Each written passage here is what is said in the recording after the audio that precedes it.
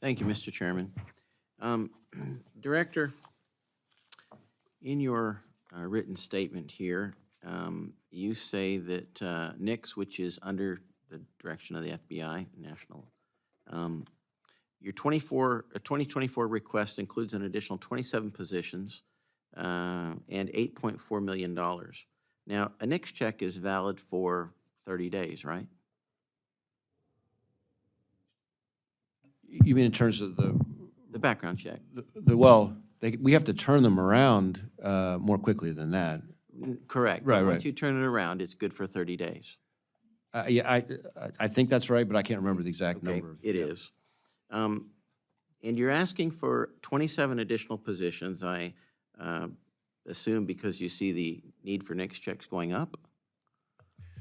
The answer, yes, is the short answer. Okay. And the reason for that, in large part, is because we've seen the number of, the volume of background checks coming in from FFLs going up. And then on top of that, the bipartisan community, the BSCA that was passed Right. increases the number of checks that we have to do. And I get that. Yeah, yeah. Wouldn't it make more sense to have a background check be valid for longer than 30 days?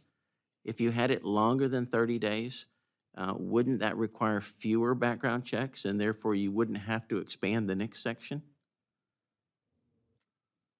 I mean, 30 days is a pretty short period of time.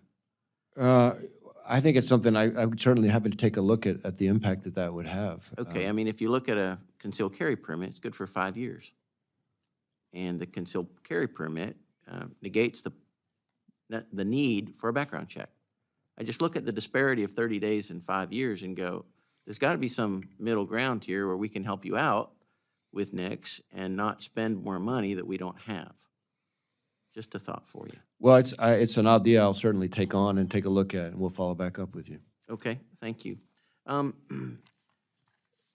have a question for you regarding the 2017 Las Vegas shooting.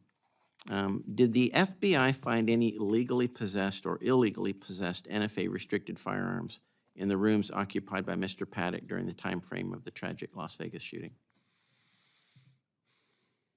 I mean, you were the director at the time.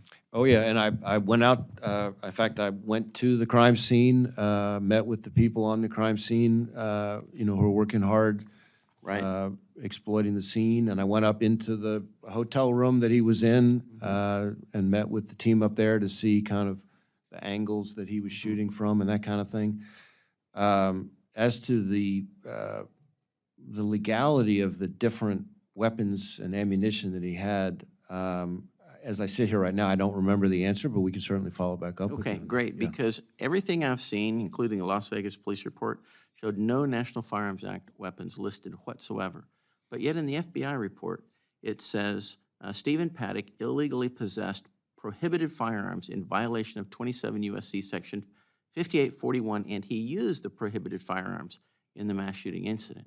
So I'm just kind of questioning the disparity there, not seeing them on any inventory, and yet seeing the FBI actually, the FBI report itself stating that they were there and they were used.